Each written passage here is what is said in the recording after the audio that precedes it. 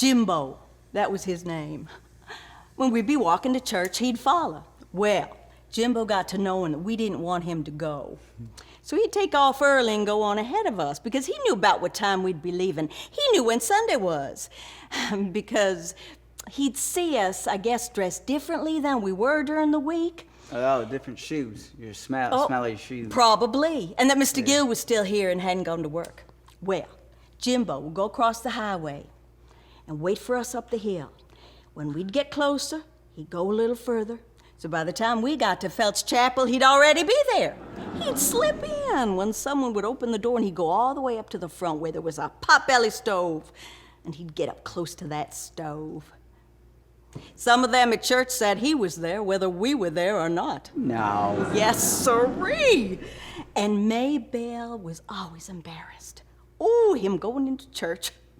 She'd say, well, I'm not going to church if that dog is going to be there. Oh, we'd stop putting him up. Charlie would catch him, put him up the night before. Jimbo got wise to that. He would leave.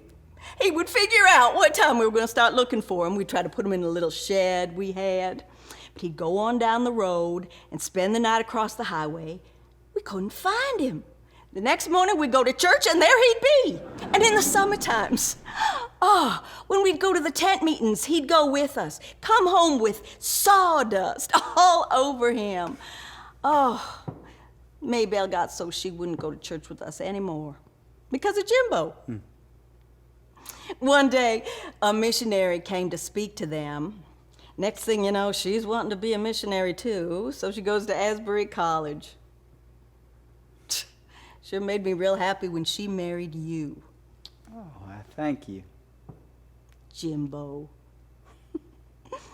Boy, he'd sleep through the singing. But when that preacher started the sermon, I swear that dog was listening to every word.